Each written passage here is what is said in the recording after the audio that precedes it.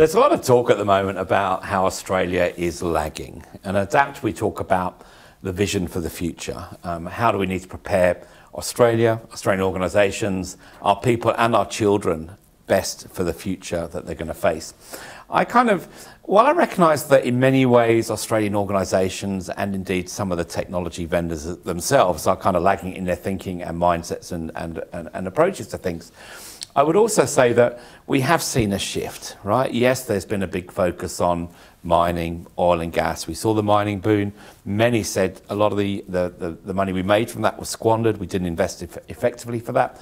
But I think also what we have seen is a shift away from some of those traditional industries.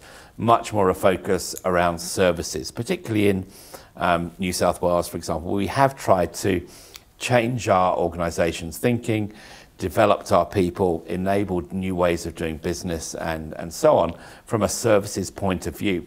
As you think about some of the conversations that you're having with organisations, Aparna, and I guess your perspectives and views on the market in general, how do you feel in terms of when we talk about this lagging side of Australia and really this reliance on traditional industries when for all intents and purposes we are seeing a shift, I think?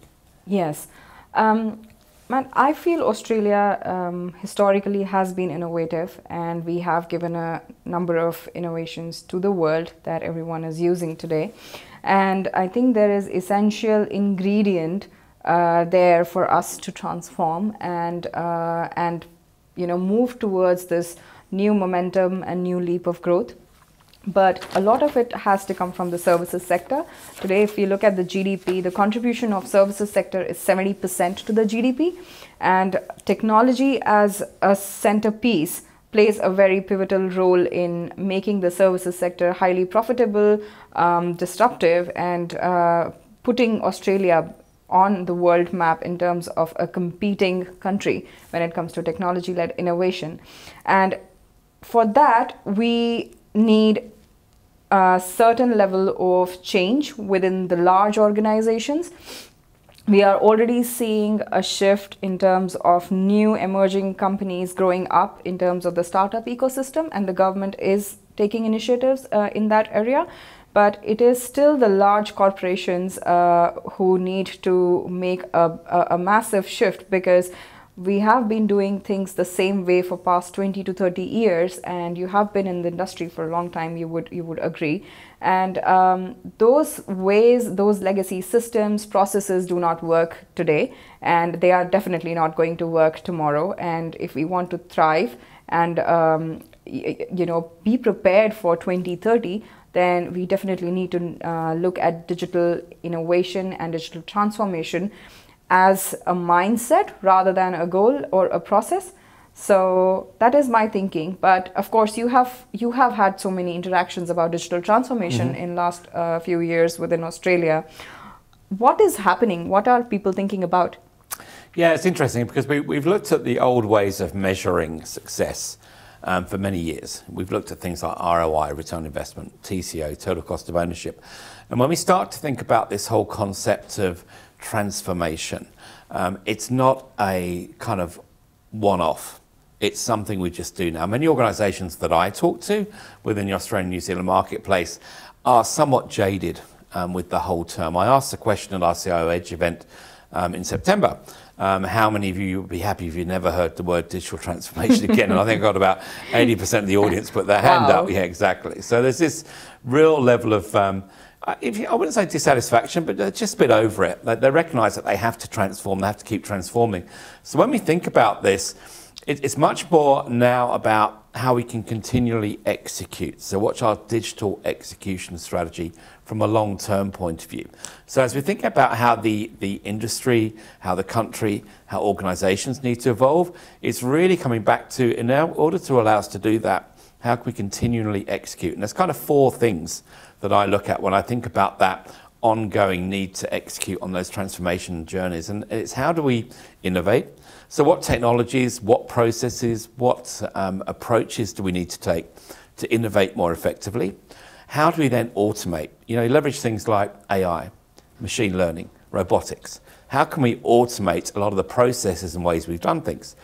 Then how do we enable? So through these innovations and automations, how do we make it easier for our people to do their jobs, easier for our people to communicate and collaborate. And therefore, at the end game, experience technology, experience work, experience life the way they want to on their terms. So technology and digital execution needs to be about innovating, to automate, to enable the experience our customers and our employees want. And as we think about that, we also need to consider, as part of it, it's not just at the leadership level or the organizational level, but how do we then empower our people?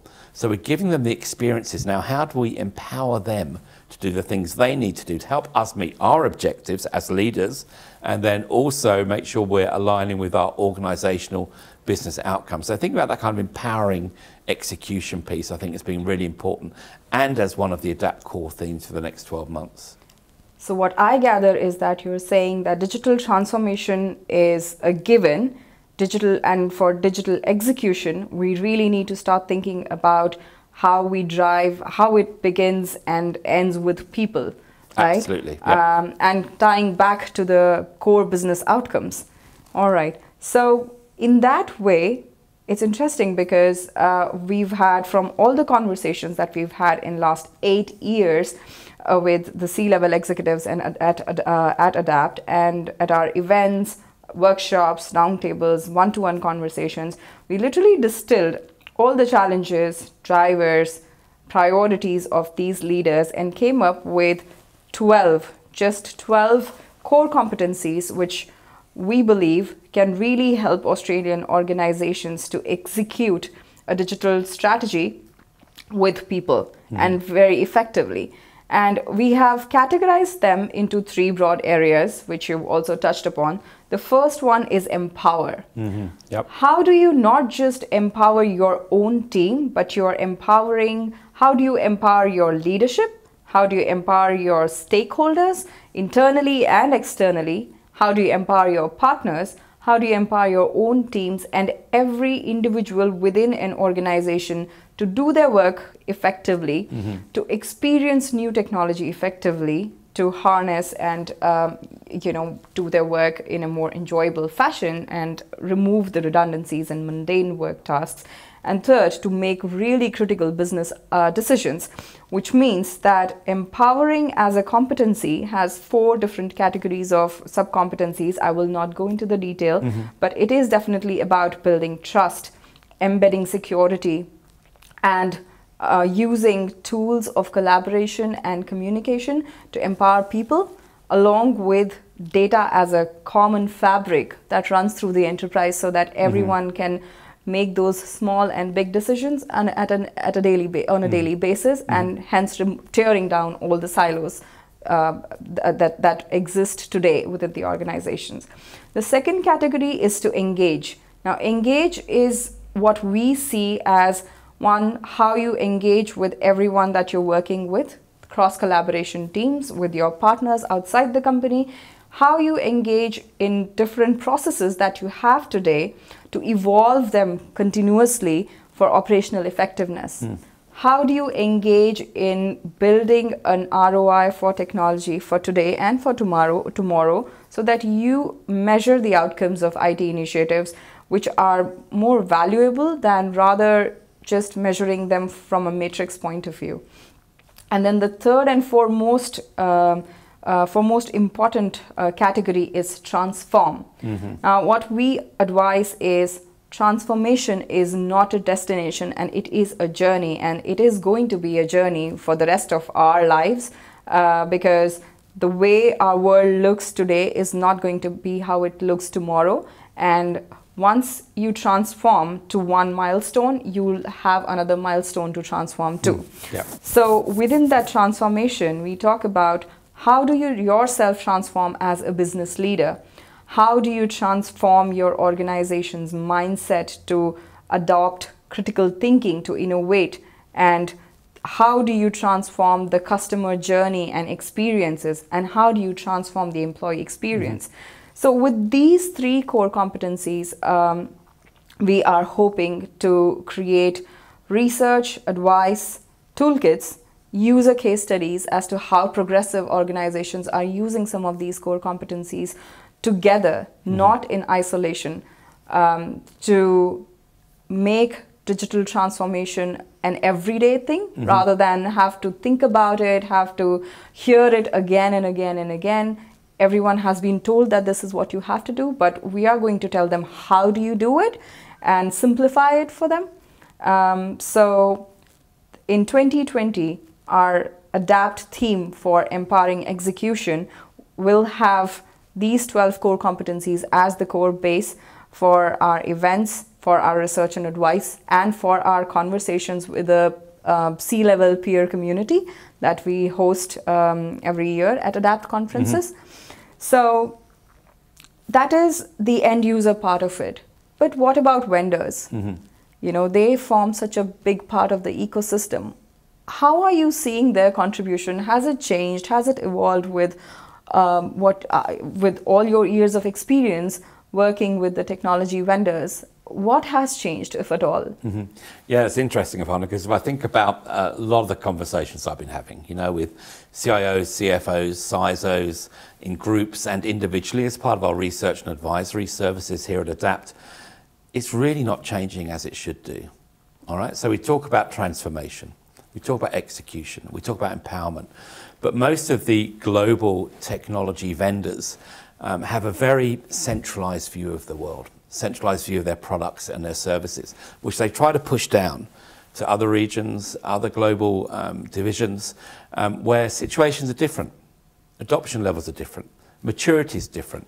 Legacy systems and mindsets and processes are not the same from country to country, yet they try to push down this one-size-fits-all approach to things. So what I'm seeing when I talk to organisations within the Australian and New Zealand marketplaces, they're frustrated.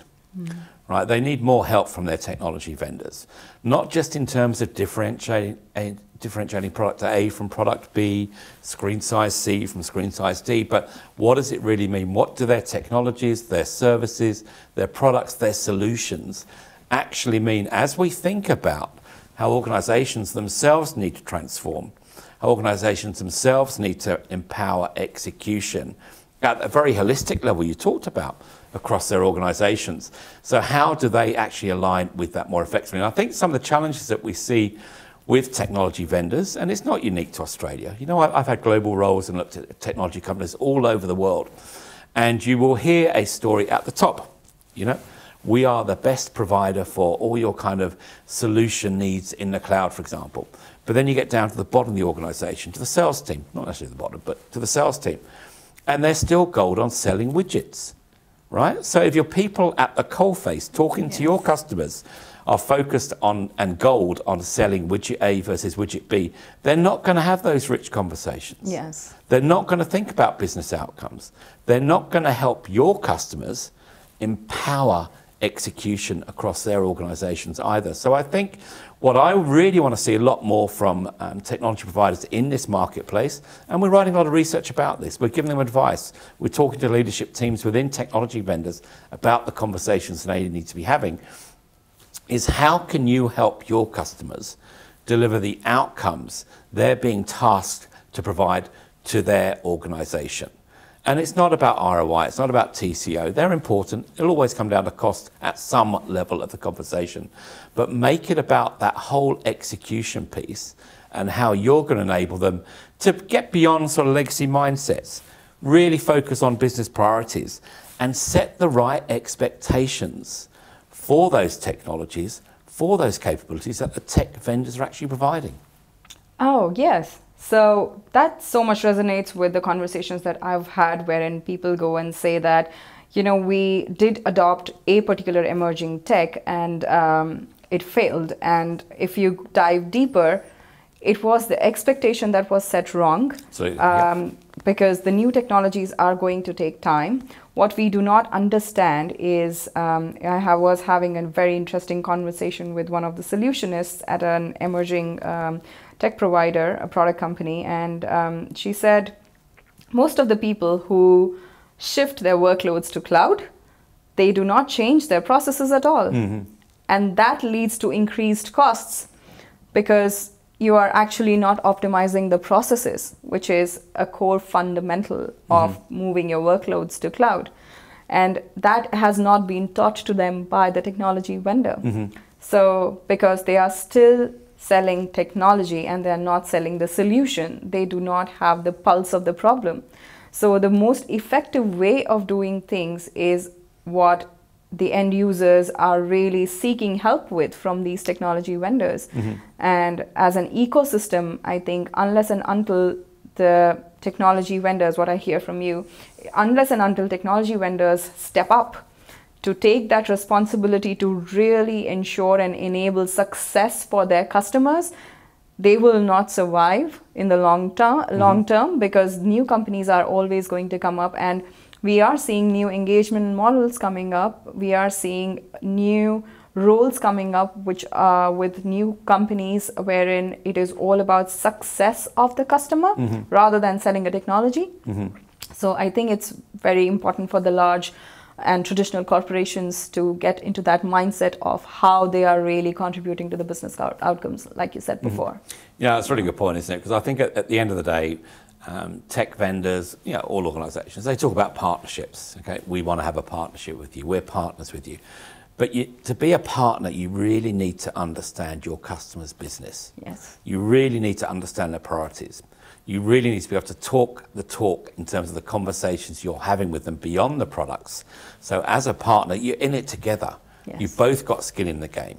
It's not just about getting the next deal, getting the next signature on the contract, really being on that long-term journey of transformation and ultimately executing on that journey the ways the customers expect you to.